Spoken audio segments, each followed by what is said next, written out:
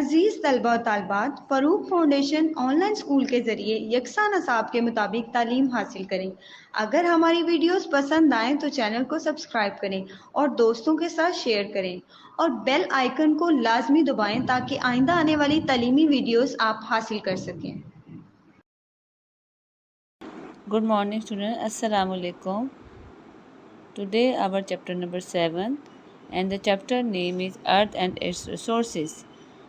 तमाम बच्चे बेटा जो कि क्लास 4 में पढ़ते हैं, जैसे कि उनको मालूम है कि आजकल के दौर में जबकि ऑनलाइन एजुकेशन बहुत ज़रूरी है और आपको बहुत से ऐसे साइंस के चैप्टर्स हैं जिसको समझने में मुश्किल है, तो आप सब बच्चे हमारी ऑनलाइन इस वेबसाइट पे रुजू करें और हमारे ऑनलाइन लेक्चर्स को गौर से सुने। क्लास 4 की बुक के चैप्टर नंबर 7 से आज हम स्टार्ट कर रहे हैं, जिसका नाम क्या है, अर्थ एंड इट्स रिसोर्सेज। इस चैप्टर में हम पढ़ेंगे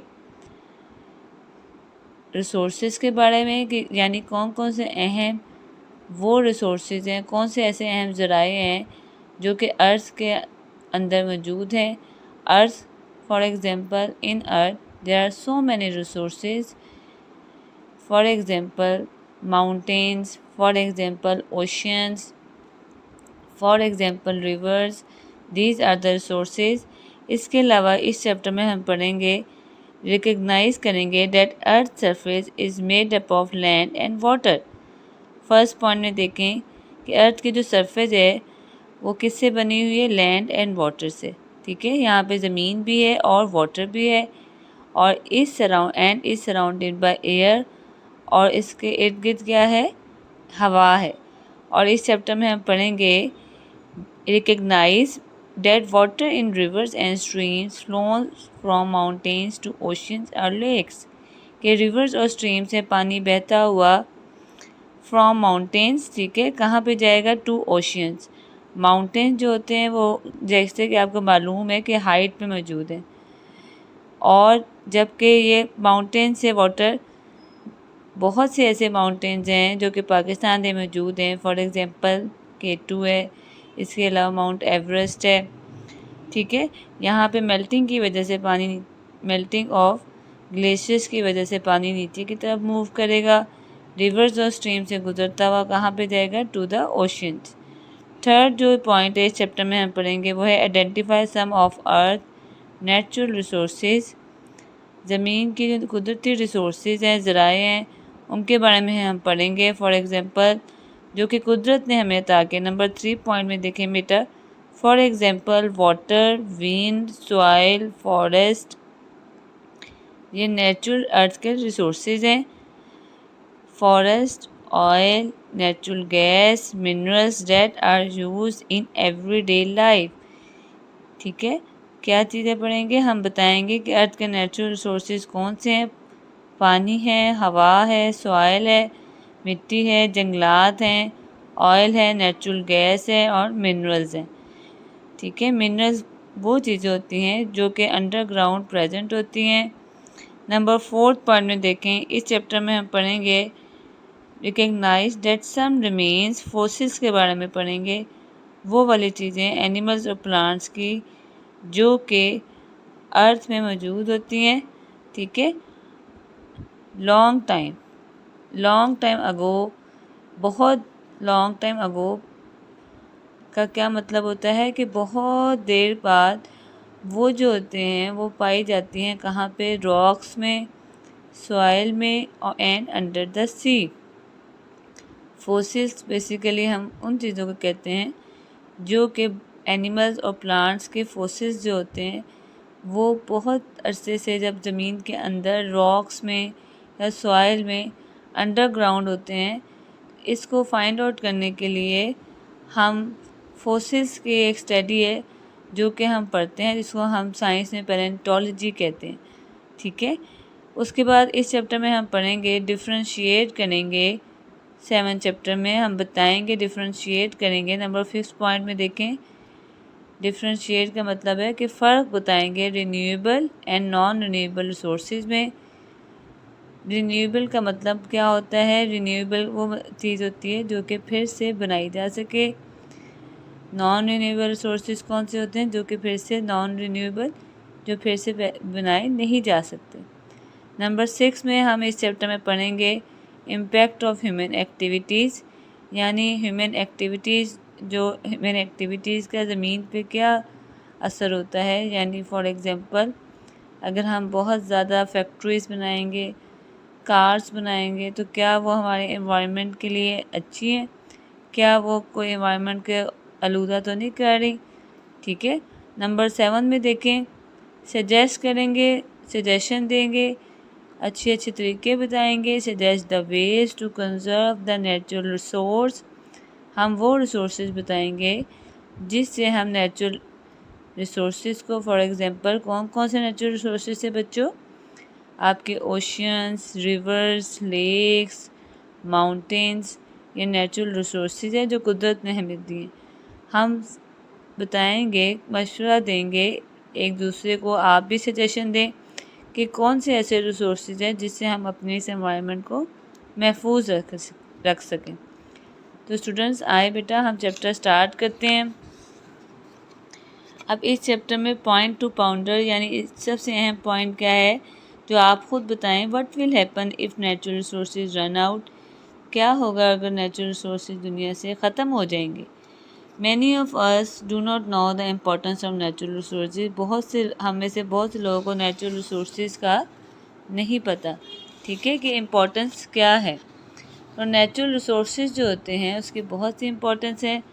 although we know where to find natural resources, जबकि हमें पता है कि नेचुरल रिसोर्सेज जो होते हैं बहुत सी जगह पे मौजूद होते हैं। We hardly ever think where these come from, हमें ये पता होना चाहिए कि ये कहाँ से आते हैं। Do we pay attention to their origin, third line पे देखें, वो कहने के हम तवज्जो देते हैं कि कहाँ से पैदा होते हैं नेचुरल रिसोर्सेज।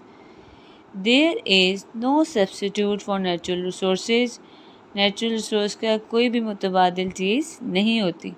जो चीज़ कुदरत ने बनाई है उसकी कोई भी मुतबादिल नहीं होती।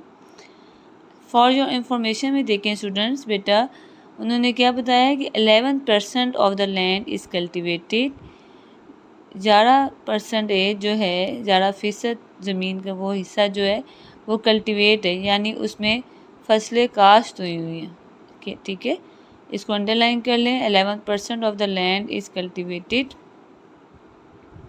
उस पर क्या हुई है, काश्तकारी हुई हुई है। ये ग्लोब है, look at the picture, this is a globe students. उसके बाद देखिए बेटा टॉपिक का नाम है earth and it's physical characteristic, chapter number 7 है। ठीक है, physical characteristic, if you look at the globe, वो कह रहे हैं कि अगर आप ग्लोब पे देखें, you will see that most of the area is blue. Globe पे अगर आप देखें तो आपको पता चलेगा कि ज़्यादातर एरिया क्या है, ब्लू। ब्लू एरिया से मतलब क्या है कि यहाँ पे पानी मौजूद हो, विच रिप्रेजेंट्स वाटर।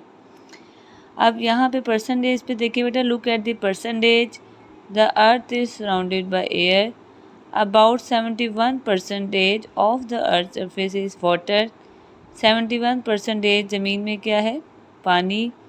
उसके बाद 29% लैंड है, 29% है उसमें क्या है, ज़मीन। ज़मीन, ये ग्लोब जो आपको बताया बेटा, यहाँ पे ग्लोब में देखें जो ब्लू हिस्सा है वहाँ पे क्या है, वाटर। ठीक है, जबकि बाकी जो उन्होंने हिस्सा बताया लैंड का, फॉर एग्जांपल ग्रीन देख लें, ब्राउन देख लें, उसमें क्या है, लैंड। इस एक्टिविटी में देखें उन्होंने यहाँ पे देखें एक बॉटल के ज़रिए से, जो बॉटल का ऊपर वाला हिस्सा है उसके ज़रिए उन्होंने एक बैलून को स्टिक किया है, यानी जोड़ा है अच्छे तरीके से। फिर उन्होंने कहा है fix a small piece of paper on the lid of the bottle and with a help of tape और ग्लू, वो कह रहे हैं कि जो उसके बोतल का ऊपर वाला हिस्सा है वहाँ पे ग्लू के साथ आप टेप के साथ बलून्स को जोड़ें। On the other hand of the paper should stick to the surface of the lid while the other end should remain free, दूसरा वाला हिस्सा खाली रहने दें। Fix the opening of the balloon on the lid of the bottle, और balloon को इसके साथ जोड़ दें। ठीक है, और आपने बैलून को सबसे पहले क्या करना है, बैलून को फुलाना है, ठीक है। व्हाट डू यू ऑब्जर्व, उसके अंदर प्रेस द बॉटल रिपीटली, जैसे जैसे आप बॉटल को प्रेस करते जाएंगे तो बॉटल के अंदर से जो हवा है वो ख़त्म होती जाएगी, ठीक है। और वो हवा जो है वो किस में जाती जाएगी, बैलून के अंदर। यहाँ पे देखें स्टूडेंट्स बेटा, डिस्ट्रीब्यूशन जो है, distribution of water on earth surface, यानी ज़मीन की जो ऊपर वाली सरफेस है उसमें वाटर की डिस्ट्रीब्यूशन कैसे है, यानी तकसीम कैसे है। यहाँ पे देखिए बेटा स्टूडेंट्स बेटा, look at the book. About 97% of the water present on earth is in the ocean. 97% जो है वो पानी कहाँ पे है, ओशियंस में। The remaining 3% is present in the form of glaciers. बाकी 3% जो पानी है वो ग्लेशियर्स, रिवर्स, स्ट्रीम्स और लेक से मौजूद है। उसके अलावा जब बारिश होती है, rain water is added in rivers and streams, from here the water flows to lakes. सबसे पहले देखें 97% वाटर कहाँ मौजूद है, ओशियंस में। 3% वाटर कहाँ है, ग्लेशियर्स, रिवर्स या स्ट्रीम्स में।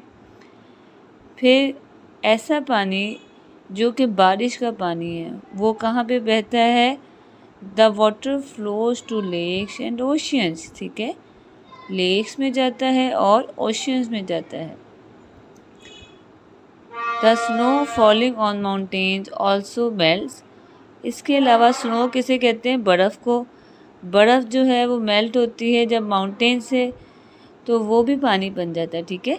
वो पानी बन के नीचे गिरता है। This water flows to rivers and streams and finally falls into lakes and oceans.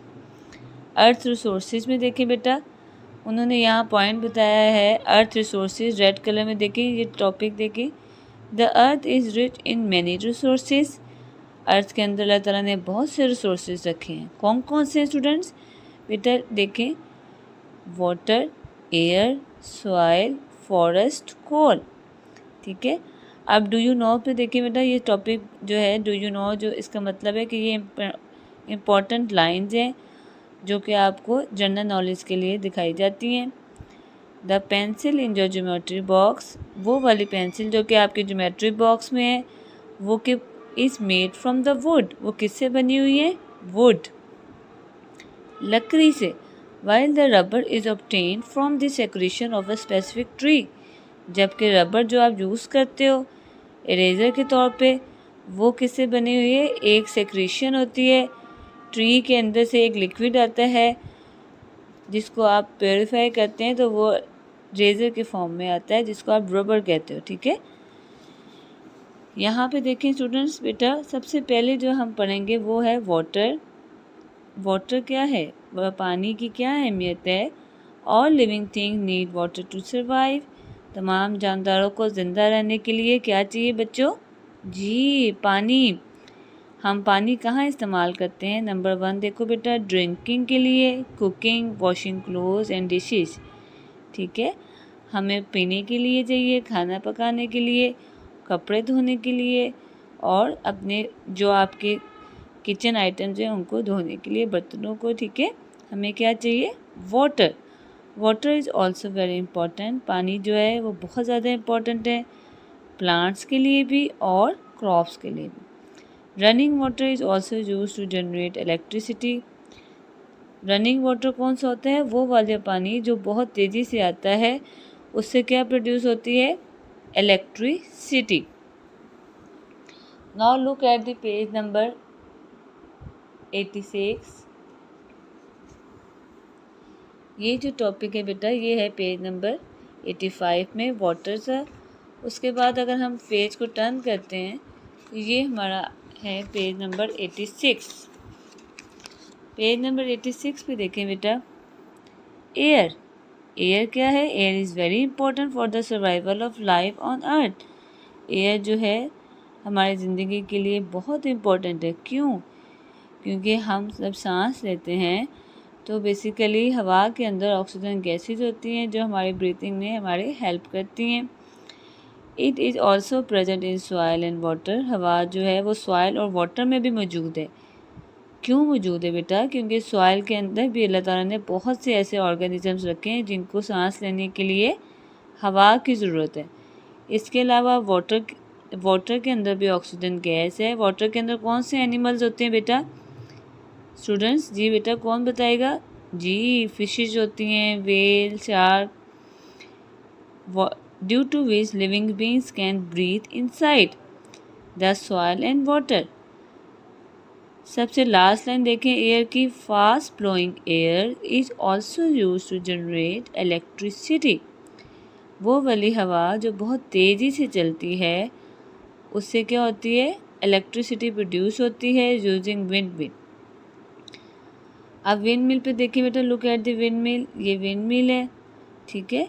ये विंड मिल किससे होती है? जब बहुत तेज़ हवा चलती है, ये मूव करते हैं तो इसकी मूवमेंट से इलेक्ट्रिसिटी जनरेट होती है। उसके बाद देखिए बेटा, पेज नंबर हमारा जो है वो 86 है। सॉइल पढ़ रहे हैं अब हम। सॉइल में देखिए बेटा, soil is the outer layer of the अर्थ। इसको अंडरलाइन कर लें आप सब बच्चे। सॉइल जो है सबसे ऊपर वाली लेयर है ज़मीन की, which contains water, air, fertile matter and gravel, ठीक है।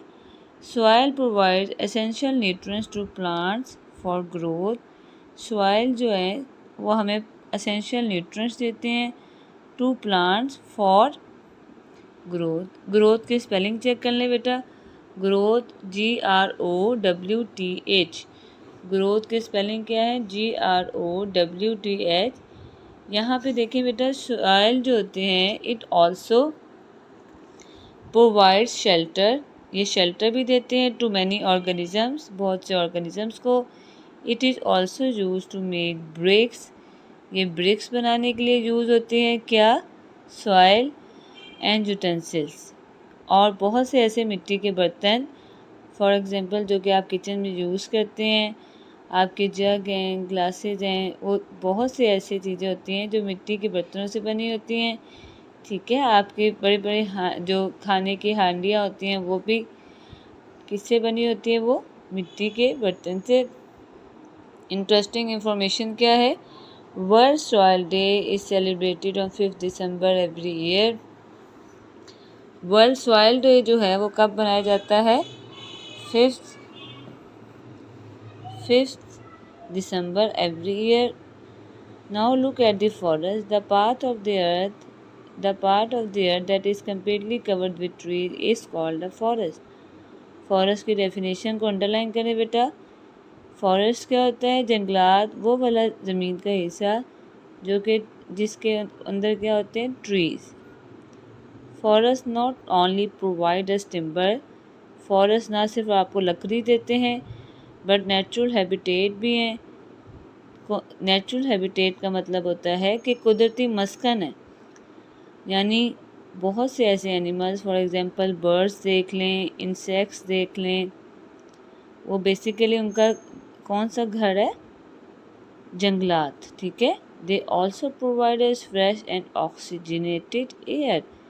फॉरेस्ट हमें ताज़ी हवा देते हैं और ऑक्सीजनेटेड एयर देते हैं, ठीक है। ऑक्सीजनेटेड एयर का मतलब है वो वाली हवा जिसके अंदर ऑक्सीजन मौजूद है। डू यू नो, क्या बच्चों आपको पता है फॉरेस्ट कवर 5.2% और total area of Pakistan. Pakistan का जो टोटल एरिया है उसका 5.2 हिस्सा जो है वो किसने कवर किया है? फॉरेस्ट ने। Pakistan largest forest natural forest is located. Pakistan में जो लार्जेस्ट नेचुरल फॉरेस्ट है वो कहाँ मौजूद है? ज़ियारत में। ज़ियारत कहाँ पे है? बलूचिस्तान प्रोविंस, यानी प्रोविंस किसे कहते हैं? सूबा बलूचिस्तान। और जगह सिटी का क्या नाम है? ज़ियारत। उसके बाद स्टूडेंट्स बेटा आपने नेचुरल ऑयल देखना है। नेचुरल ऑयल क्या है? Crude oil found underground. Crude oil जो होता है वो ज़मीन के नीचे मौजूद होता है। ये मेजर सोर्स ऑफ एनर्जी है for human. We use this oil as fuel in vehicles and other means of transport. हम नेचुरल ऑयल को यूज़ कैसे करते हैं? As a fuel. फ्यूल किसे कहते हैं? वो वाली चीज़ें, ईंधन जिससे हमारी गाड़ियाँ ट्रक्स चलते हैं, ठीक है। We also generates electricity by burning this oil. इसके अलावा हम जब नेचुरल ऑयल को बंद करते हैं तो उससे इलेक्ट्रिसिटी भी जनरेट होती है। नेचुरल गैस ऑब्टेन कहाँ से होती है, कहाँ से हासिल होती है बच्चों नेचुरल गैस? फ्रॉम दी अर्थ, ठीक है, ज़मीन के अंदर से बनती है नेचुरल गैस। और ये कहाँ कहाँ पे यूज़ होती है बेटा? नेचुरल गैस पे देखें, look at the natural gas, ये यूज़ कहाँ होती है? नंबर 1 देखें, फॉर हीटिंग, गर्म करने के लिए चीज़ों को। नंबर 2 देखें, to generate electricity. Natural gas is used as a fuel. Natural gas कैसे इस्तेमाल होती है? As a fuel. For example, आप घर में जब अभी देखें समर सीज़न में आप देखें कितनी नेचुरल गैस आती है, अच्छे तरीके से आ रही है आपकी किचन्स में, तो वो उससे क्या होता है कि हमारी कुकिंग में आसानी हो जाती है, ठीक है। It is also use to make fertilizers. इसके अलावा फर्टिलाइज़र्स किसे कहते हैं? वो वाली चीज़ें जिससे खाद बनती है। खाद जो होते हैं उन्हें फर्टिलाइज़र्स कहते हैं। फर्टिलाइज़र्स जो होते हैं वो प्लांट्स के लिए बहुत ज़रूरी हैं। अब मिनरल्स पे देखें बेटा, what are the minerals? The solid non living chemicals. Solid क्या? ठोस चीज़ें हैं, नॉन लिविंग केमिकल्स हैं, present in earth are called minerals, ठीक है। The solid non living chemicals present in earth are called minerals. They are obtained by digging the earth. ये कैसे obtained होती है? By digging the earth. यानी जब हम digging का मतलब क्या होता है? जब हम ज़मीन को खोदते हैं, ठीक है। जब हम digging करते हैं, खोदते हैं ज़मीन को, तो मिनरल्स हमें हासिल होते हैं। वो कौन कौन से मिनरल्स हैं? Gold, silver, copper, iron and salt. यहाँ पे इंटरेस्टिंग इन्फॉर्मेशन देखें स्टूडेंट्स बेटा, आप इसको रजिस्टर पे नोट डाउन करें। The second largest mine of natural salt, Pakistan में जो बहुत अहम रिसोर्स कुदरती नमक का है वो कहाँ मौजूद है? ख्योड़ा में, ठीक है। ख्योड़ा जो है वो किस जगह मौजूद है? पिंड दर्जन खान इन पाकिस्तान। उसके बाद देखिए बेटा ब्लू बॉक्स देखें, हमारे मुल्क में जो बन रहे हैं वो क्या है? We produce kerosene. ये तमाम फ्यूल हैं, केरोसिन बनाते हैं, petrol, diesel, engine oil, grease, petroleum jelly and charcoal from crude oil. हमारे मुल्क में क्रूड ऑयल से क्या चीज़ें बनती हैं? Kerosene, petrol, diesel, engine oil, grease. ये तमाम फ्यूल हैं, फ्यूल की टाइप्स हैं जो डिफरेंट फैक्ट्रीज़ में यूज़ होती हैं, विच वी गेट फ्रॉम अर्थ, जो हम ज़मीन से लेते हैं। आपने सब बच्चों ने बेटा मिनरल्स की डेफिनेशन को देखें। द सॉलिड, क्या डेफिनेशन है? The solid non living chemicals present in earth are called minerals. उसकी एग्जाम्पल क्या है? Gold, silver, copper, iron and salt, these are the minerals. Unit number 7 जो है बेटा, जब हम उसका पेज टर्न करते हैं तो अब हम आएंगे पेज नंबर 88 पे। पेज नंबर 88 पे देखिए बेटा, fossils. Let us know this activity. Have you ever notice that when you walk on soil? वो कह रहे हैं कि जब आप वॉक करते हैं ज़मीन पे तो क्या आप अपने फुटप्रिंट्स को देखते हैं? जी, हमें अपने फुटप्रिंट्स मिट्टी के ऊपर नज़र आते हैं ना। तो इसी तरह वो कह रहे हैं, ये देखिए बेटा, लुक एट द डायग्राम, ये हम फुटप्रिंट्स देख रहे हैं, ये फुटप्रिंट्स हैं, देखें।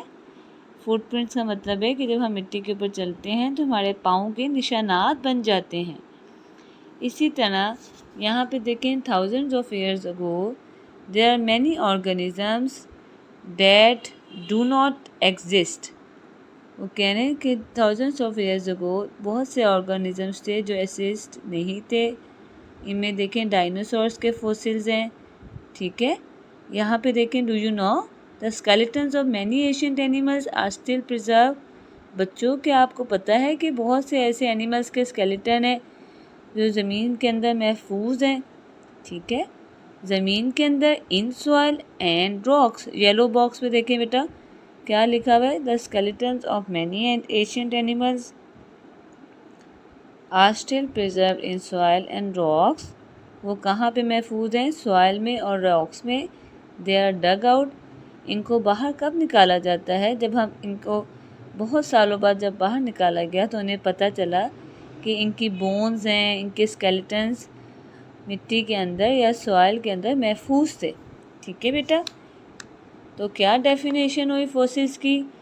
दीज इम्प्रिंट्स और रिमेन्स आर कॉल्ड फॉसिल्स। ये जो इनके निशान मिले, देखें ये बोन्स हैं इनकी, और इनकी ये देखें स्केलेटन्स हैं, इनको हम क्या कहेंगे? फॉसिल्स। चैप्टर नंबर 7 का बेटा उसके बाद का जो हमारा टॉपिक है वो है non renewable resources. Non renewable resources. Non renewable resources में लुक एट द डायग्राम बेटा। यहाँ पे देखें ये पेट्रोल है, ठीक है, ये कोल है, ये गैस है। पेट्रोल, कोल और गैस जो है नॉन रिन्यूएबल रिसोर्सेज हैं, यानी अगर ये ज़मीन से एक दफ़ा ख़त्म हो जाएंगे तो ये फिर से नहीं बन सकते। रिन्यूएबल रिसोर्सेज में क्या आते हैं? अनलिमिटेड रिसोर्सेज हैं which can be replace after use. ये रिसोर्सेज ऐसे रिसोर्सेज हैं जो फिर से बन सकते हैं, रीन्यू हो सकते हैं। ठीक है, उनमें क्या आता है? Air, water, soil, forest and solar energy. यहाँ पे देखिए बेटा, ये देखिए ये क्या? फास्ट फ्लोइंग वाटर है। ठीक है, इसके अलावा विंड एनर्जी है। विंड एनर्जी की मदद से हम इलेक्ट्रिसिटी को जनरेट करते हैं। और इसके बाद बच्चों सोलर एनर्जी है, ये सोलर पैनल्स हैं जो कि सूरज की रोशनी, आपको जैसे कि मालूम है कि सूरज की जो रोशनी है कभी भी ख़त्म नहीं होती। ठीक है, इसी तरह हवा की जो एनर्जी है वो भी जब तक ज़िंदगी चलती रहेगी, ये विंड एनर्जी अल्लाह ताला ने हमें दे रहा है। और इसके फ़ायदे क्या हैं कि इससे इलेक्ट्रिसिटी जनरेट होती है। उसके बाद बच्चों हमारा जो इफ़ेक्ट हो रहा है, यानी हम ह्यूमन एक्टिविटीज़ से जो असर हो रहा है, बहुत सी ऐसी चीज़ें जो असरअंदाज हो रही हैं नेचुरल रिसोर्सेज पे। अब देखो बेटा, ग्रोइंग पॉपुलेशन है, excessive use of fossil fuels are rapidly reducing and land resources. ठीक है, पॉपुलेशन की स्पेलिंग देखें, ग्रोइंग पॉपुलेशन, तो आबादी बढ़ रही है, बहुत ज़्यादा यूज़ हो रहा है फॉसिल फ्यूल्स का। ठीक है, और एक अहम चीज़ जो है बेटा वो क्या है? डिफॉरेस्टेशन। डिफॉरेस्टेशन जो है बेटे, इसका मतलब देखें, यहाँ पे देखें डिफॉरेस्टेशन। डिफॉरेस्टेशन का मतलब क्या होगा? कटिंग डाउन अ फॉरेस्ट, दरख्तों को काटना। Are rapidly reducing land resources. जब हम दरख्तों को काट देंगे तो उससे लैंड रिसोर्सेज ख़त्म हो जाएंगे। ठीक है, due to it humans are facing problems such as climatic change. अब डिफॉरेस्टेशन, जब आप दरख्त काट लेंगे तो कौन कौन सी प्रॉब्लम्स होंगी? पोल्यूशन ज़्यादा हो जाएगी। ठीक है, पोल्यूशन ज़्यादा हो जाएगी। इसके अलावा आपकी जो है यहाँ पे lack of clean drinking water हो जाएगा, साफ़ पानी की कमी हो जाएगी। कैसे होगी? जब हम अपने रिसोर्सेज को, पॉपुलेशन ज़्यादा हो जाएगी तो उससे रिसोर्सेज जो होंगे वो कम होती जाएंगी। ठीक है, और पोल्यूशन बढ़ती जाएगी। अब आपकी सजेशन क्या होगी? क्या सजेशन है नेचुरल रिसोर्सेज के लिए? कि प्लांट ट्रीज, दरख्त लगाए जाएं, पेपर को रिसाइकल किया जाए, प्लास्टिक और ग्लास बॉटल्स को रिसाइकल किया जाए, यानी फिर से बनाया जाए, इनको अच्छे तरीके से रिसाइकलिंग की जाए। ट्रीज़ हमें क्या देते हैं? Trees not only provide oxygen, trees ना सिर्फ हमें ऑक्सीजन देते हैं बल्कि ये हैबिटेट है, बहुत से एनिमल्स का मस्कन है। ठीक है, नंबर 3 पॉइंट में देखो बेटा, use renewable resources. Renewable resources को यूज़ किया जाए। For example wind, water and solar energy. ठीक है, रिन्यूएबल रिसोर्सेज का क्या मतलब है, जो फिर से बन सकते हैं। उसके बाद देखें बेटा protect air, water and land. Number 4 point पे देखें, हमें हवा और पानी और ज़मीन को पोल्यूशन से महफूज रखना है। Use water and electricity carefully, पानी और बिजली को आसानी से इस्तेमाल करें। तो प्यारे बच्चों, हमारा आज का चैप्टर यहाँ पे ख़त्म हुआ। तो क्वेश्चंस क्या हैं बेटा, यूनिट नंबर 7 के व्हाट आर फोर्सेस। फोर्सेस क्या होते हैं, फोर्सेस जो होते हैं बेटा, वो fossils are the remains. Fossils क्या होते हैं,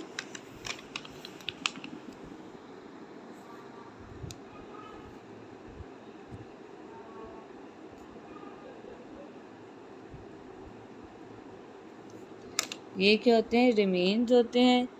उसके बाद वायर फॉरेस्ट को रिन्यूएबल रिसोर्सेज।